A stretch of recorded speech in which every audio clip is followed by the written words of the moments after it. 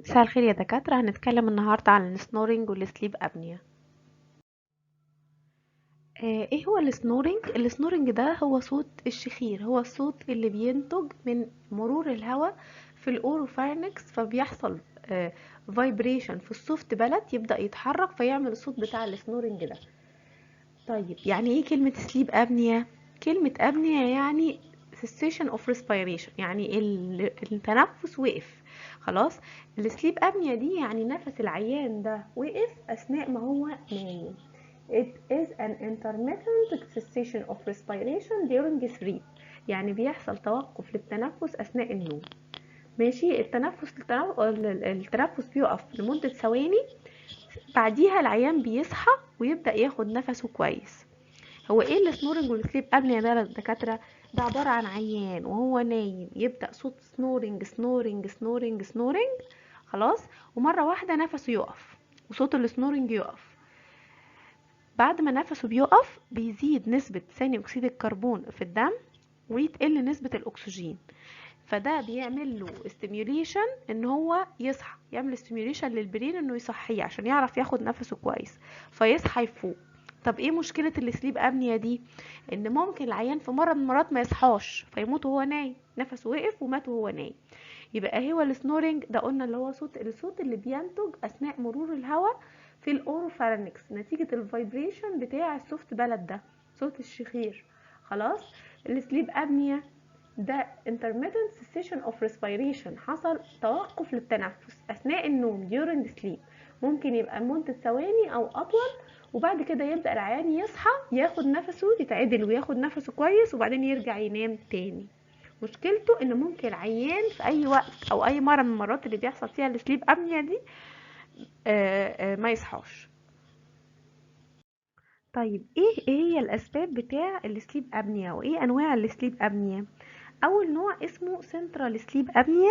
سنترال يعني حاجه، المشكله اللي بتخلي التنفس يقف مشكله في الريسبيراتوري سنتر بتاع البرين، يبقى مشكله سنترال خلاص. ودي نسبه قليله جدا جدا جدا جدا من الناس اللي يبقى عندهم سليب ابنيا. طيب ايه النوع التاني؟ اوبستراكتيف سليب ابنيا، في حاجه في الاير واي ده مقفول قافلاه، زي مثلا هنا اليوفيولا مثلا جت وراحت سدت الاير واي، فالهواء معرفش يمشي فحصل سليب ابنيا خلاص، حصل توقف للتنفس. او مثلا هنا مثلا الطنج كبير قوي فواقع لورا فزق اليوفيولا، قفلت كمان المجرى التنفس، فهنا حصل اوبستراكتيف سليب ابنيا، وده تاني نوع من انواع الابنيا خلاص. في ناس بيبقى عندهم ميكسد، يعني مشكله سنترال ومشكله اوبستراكتيف، فبيسموها ايه؟ ميكسد سليب ابنيا. لكن دايما لازم نفتكر ان الاوبستراكتيف سليب ابنيا هي الموست كومن تايب، يعني دايما اشهر ناس اللي بيبقى عندهم سليب ابنيا واكتر الناس اللي بيبقى عندهم سليب ابنيا بيبقى عندهم مشكله في مجرى التنفس عامله اوبستراكشن، لكن مش المشكله بتبقى سنترال. طيب ايه هي اسباب الاوبستراكتيف سليب ابنيا؟ اي حاجه تسد مجرى الهواء او الاير واي طول طريقه، سواء في النيزوفارينكس او الاوروفارينكس او اللارينجيوفارينكس اللي هو بيسموه الهايبوفارينكس، اي حاجه تسد مجرى التنفس ده تعتبر تبع الاسباب اللي بتعمل اوبستراكتيف سليب ابنيا. زي ايه مثلا؟ واحد عنده تيومر ورم زي الماس دي كده، ماشي، نيزوفارينجيال تيومر، تمام. التيومر ده يقفل مجرى التنفس، يجي الهواء يعدي يلاقي التيومر سدد السكه، فالعيان يجيله سليب ابنيا، نفسه يقف وهو نايم خلاص. او يكون عنده ادينويد كبيره زي صوره الادينويد اللي احنا خدناها، السكشن ادينويد اللي احنا خدناه المره اللي فاتت. الادينويد بتبقى برضو موجوده في البوستير وول بتاع النيزوفارينكس، بتبقى عباره عن ليمفويد تيشو، ممكن يحصل له باثولوجيكال هايبرتروفي، تكبر خالص وتقفل مجرى التنفس. ممكن كمان يكون عيان حاطط نيزل باك. نيزل باك بيبقى مثلا حد عمل عمليه في مناخيره، او عنده نزيف في مناخيره او اي حاجه، فبيحطوا له حته شاش كده ويفضلوا يزقوها في مناخيره عشان خاطر نوقف النزيف خلاص. ممكن تبقى anterior nasal back او posterior nasal back في الجزء اللي ورا ده، ممكن تقفل مجرى التنفس والعيان ما يعرفش يتنفس وهو نايم ونفسه يقف. طيب تعالوا نشوف مع بعض ايه هي الاوروفارينجيال كوزز، ايه المشاكل اللي ممكن تبقى في الاوروفارينكس تعمل obstructive سليب ابنيا. ممكن يبقى التونسلز كبيرة جدا زي الصورة دي كده، اسمها تونسيلر هايبرتروفي، خلاص، او اليوفيولا كبيرة قوي لارج يوفيولا، او لارج تونسيلر بيلارز، البيلارز اللي بيبقى من قدام. خلاص، او ممكن يكون السوفت بلد بيبقى فيه ميوكوزال فولدز كتير خالص، برضو تقفل الباس واي بتاع الهواء وهو ماشي، فتعمل اوبستراكتيف سليب ابنيا. كمان ممكن يكون تيومر طلع بقى من اي حته في الاوروفارنكس، من التونسلز، من اليوفيلا، من السوفت بالات، من البوستيريور وول بتاع الفارنكس. خلاص، اي تيومر يقفل برضو الايه الاير واي او بتاع العيان، فيخلي يجيله اوبستراكتيف سليب ابنيا. طيب ايه بقى الاسباب اللي ممكن تبقى في الهايبوفارينكس وتعمل اوبستراكتيف سليب ابنيا؟ ممكن الطنج يبقى كبير جدا، خلاص زي الصورة اللي قدامنا دي، هيوج طنج، بيسموها ماكروجلوسيا، يعني الطنج كبير خالص، فلما العيان يجي ينام يقع لورا، يقفل الاوروفارينكس او الهايبوفارينكس، خلاص، فالعيان ما يعرفش يتنفس. او مايكروجنيسيا، يعني ايه مايكروجنيسيا بقى؟ يعني الماندبل صغير وريسيدنج، راجع لورا، راجع لورا، ريسيدنج ماندبل، فلما بيبقى راجع لورا بيضغط التيشوز كلها لورا زي الصورة اللي عندكم دي، يضغط التيشوز لورا، فاول ما العيان ينام نفسه يتقفل، فيجيله اوبستراكتيف سليب ابنيا. ممكن يكون في تيومر زي الصورة دي كده، تيومر اهو طالع قريب من اللارنكس، من الحنجرة، يقفل ممر الهواء، فيخلي العيان يجيله اوبستراكتيف سليب ابنيا. وممكن كمان اي اديمة، لو العيان مثلا لا قدر الله عنده كانسر او عنده ورم في حته في منطقه الرقبه مثلا، وبياخد عليها اشعاع راديو ثيرابي، الراديو ثيرابي ممكن يعمل اديمه في السوفت تيشو ده، في الميوكوزا دي، فيعمل سويلنج، والسويلنج ده يعمل اوبستراكتيف سليب ابنيا. يبقى ممكن من الهايبوفارنكس يطلع هيوج تانك، او هو ماكروجلوسيا، مايكروجنيسيا، او ريسيدنج ماندبل، تيومرز. التيومرز دي ممكن احطها في اي حاجه، سواء نيزل كوزز او اوروفارنكس كوزز او هايبوفارنكس كوزز. خلاص، او اديمه من الراديو ثيرابي. طيب في حاجات تاني بتكسسربيت الاوبستراكتيف سليب ابنيا، بتزود الانسيدنس بتاعها، او لقوها موجوده كتير عند الناس اللي عندهم اوبستراكتيف سليب ابنيا. ممكن ما تكونش هي سبب الاوبستراكشن، لكن تزود الاوبستراكشن. خلاص، زي مثلا واحد عنده ديفييتد نيزل سيبتم، عنده الحاجز الانفي ده مش مظبوط، ديفييتد. خلاص، زي الصوره كده، الحاجز الانفي مش نازل كده سليم في النص، لا ده ديفييتد على ناحيه، فممكن يقفل الناحيه دي او يساعد ان هي تتقفل باي حاجه. او مثلا عنده نيزل بوليب، اللي هما بيسموها لحميه انفيه، خلاص، لحميه بس طالعه له في الايه، زي الصورة دي كده، لحمية بس في النوز. خلاص، او ممكن واحد بيشرب الكحول او ياخد سيداتيفز، ده يبقى النوم بتاعه تقيل قوي. خلاص، فلما يجيله سليب ابنيا، ممكن في وقت من الاوقات ما يصحاش، لان هو بيبقى ان سيفير ديب سليب ورايح يعني يعني نايم خالص. خلاص، سواء بياخد الكحول او سيداتيف، ف بيبقى ممكن ما يصحاش من السليب ابنيا. خلاص، الناس الاوبيس برضو لقوهم اكتر ناس بيجيلهم اوبستراكتيف سليب ابنيا.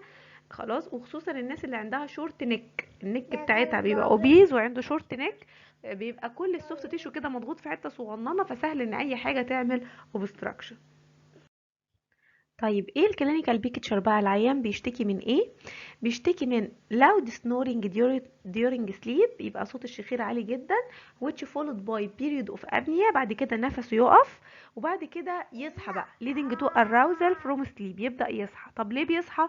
عشان بيجيله هايبوكسيا وهايبر كابنيا، يعني بيقل الاكسجين في الدم ويزيد ثاني اكسيد الكربون لانه مش بيتنفس، فيروح يحصل ستيميوليشن للبرين ان العيان ده ايه، يصحى، يتعادل، ياخد نفسه كويس، يرجع نفسه تاني كويس، ينام تاني، وهكذا طول الليل. يصحى بقى يبقى interrupted sleep، كل شويه نفس الكلام، سنورنج، بعد كده ابنيا، بعد كده يصحى، بعد كده ياخد نفسه ويرجع ينام تاني، وهكذا. خلاص، بيقول لك the wife may witness periods of apnea and frequent arousals of at night. يعني كمان لو ده حد متزوج، مراته بقى بتاخد بالها ان هو صوت شخير عالي، بعد كده نفسه يقف، بعد كده يصحى يتنفس كويس، وبعد كده يرجع ينام تاني. فممكن تبقى دي كمان ايه، ملاحظة من الناس اللي حواليه، ان هو نفسه بيقف وهو نايم. طبعا اللي بيحصل ده هيترتب عليه حاجات، يعني ممكن مثلا يجيله نايت ميرز، كوابيس، لانه امال يصحى وينام. لو طفل صغير يجيله نوكتورنال انيوريسيس او تبول لا ارادي، لانه بيصحى وينام ومش نايم كويس. خلاص، يبدأ بقى طول النهار لما يصحى طول النهار يجيله داي تايم هايبر سومنس، تعبان ومدروخ طول النهار لانه مش نايم كويس بالليل، هيدك، مصدع، خلاص، lack of concentration، مش عارف يركز كويس، impaired day performance، يبدأ بقى مش أداؤه اليومي في خلال الشغل او كده مش كويس لانه مش نايم كويس خلال الليل يعني. ممكن بقى ده يؤدي ان هو ايه، يجيله هايبر تنشن، ارتفاع في ضغط الدم.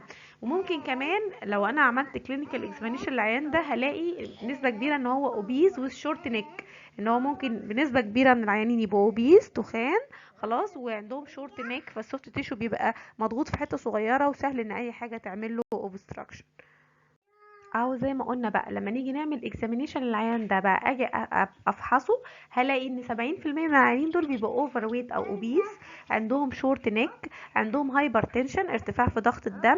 اجي بقى افحص منطقه الانف والاذن والحنجره دي، لازم هلاقي حاجه بتعمل اوبستراكشن. يعني مثلا ممكن الاقي البلد بتاعه لو هانجنج وريدندنت كده وفي ميوكوزال فولدز كتير، الاقي اليوفيولا بتاعته لارج يوفيولا كبيره، الاقي التونسلز لارج تونسلز او عنده تونسيلر هايبرتروفي، فارنجيال ميوكوزال فولدز كتير جدا، الفارنكس بتاعه مليان ميوكوزال فولدز، وده بيؤدي لسهوله الاوبستراكشن، خلاص. ممكن الاقي التانج بتاعه كبير لارج تانج، الاقي عنده مايكروجنيسيا برضو، ريسيدنج ماندبل، يعني لازم هلاقي عنده سبب هو الكوز بتاع الاوبستراكتيف سليب ابنيا ده. في بقى هنا ان بي مهمة جدا جدا لازم نعرفها كويس، بيقولك على الرغم من ان كل العيانين اللي عندهم obstructive sleep apnea هم loud snorers، كلهم بيسبق الاوبستراكشن ده snoring عالي جدا، لكن not all people who snore have obstructive sleep apnea. مش كل اللي عندهم snoring عندهم obstructive sleep apnea، يعني في سنورنج كتير جدا نوت باثولوجيكال ما فيهوش obstructive sleep apnea اللي احنا بنخاف منها، اللي قلت لكم ممكن العيان في وقت من الاوقات ما يصحاش. مش اي حد بيسنور وهو نايم يبقى اخاف على طول واقول ده عنده obstructive sleep apnea، لا، sleep apnea يعني نفسه بيقف، سنورنج بعديها نفسه يقف وبعد كده يصحى ياخد نفسه يتعدل وياخد نفسه وبعد كده يرجع ينام تاني. لكن في ناس كتير جدا سنورنج من غير ما يحصل لها obstructive sleep apnea، يبقى لازم نعرف ان مش كل السنورنج يعقبه او معاه اوبستراكتيف سليب ابنيا، في ناس في سنورنج كتير جدا نوت باثولوجيكال. طيب بشخص بقى العيان ده ازاي؟ بوديه حاجه اسمها بوليسومونوجرافي لاب. ايه بوليسومونوجرافي لاب ده؟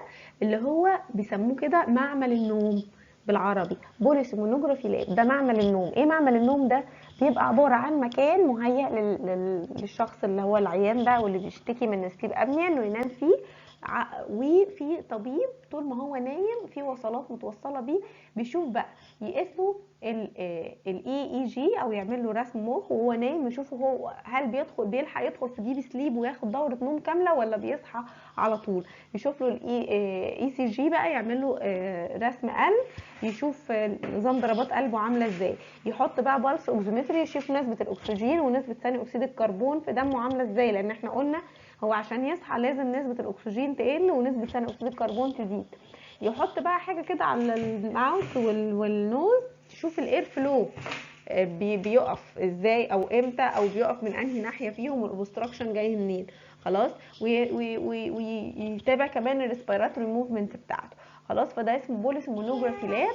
بنشوف بقى العيان ده بيصحى كم مره بالليل، بيصحى سبب الاوبستراكشن ايه، يعملوا له بقى فحوصات، يعملوا سي تي، يعملوا اشعه مقطعيه على النوز والبارانيزال ساينسز عشان نتاكد ان مفيش حاجه او تيومر او اي حاجه اللارج ده عامله اوبستراكشن. نعمل برين اكس راي برده ممكن يبين لو في ادينويد كبيره تبان، خلاص، في الاكس راي، بحيث ان انا افحص العيان كويس واعرف ايه سبب الاوبستراكشن ده جاي منين، هو بيصحى كام مره، بيصحى ازاي، الاوبستراكشن بيلحق يدخل في ديب سليب وياخد سايكل للنوم كامله ولا لا. بالطريقه دي بعرف اشخص بالظبط الديجري بتاع الاوبستراكتيف سليب ابنيا والسبب بتاعها. طيب بنعالج بقى العيان ده ازاي؟ اول حاجه لو هو عنده الرجيز مثلا او اي حاجه في النوز بتعمل له obstruction في النوز، لازم اعالج اي اسباب يمكن علاجها هعالجها. لو عنده الرجيز هعالجها، لو عنده مثلا بولب او لحميه هشيل اللحميه، عنده تونسلز كتير كبيره هشيل التونسلز، يعني حاجات جراحيه. لدرجه ان في ناس بتعمل جو سيرجري، لو واحد عنده مشكله في الماندبل والماندبل ده راجع لورا ريسيدنج ماندبل، ممكن يعملوا لها عمليه جراحيه يرجعوا الماندبل مكانه ويعملوا له عمليه جراحيه. خلاص، وندرب العيان على التنفس الصحيح. ولو هو اوبيز احاول اساعده ان هو يقلل الوزن، لان الاوبيزيتي بتساعد في الاوبستراكتيف سليب ابني. واي حاجه تيومر او ماس لازم اشيلها، اي حاجه لقيتها تيومر او ماس لازم تتشال عشان الاوبستراكتيف سليب ابني دي تروح.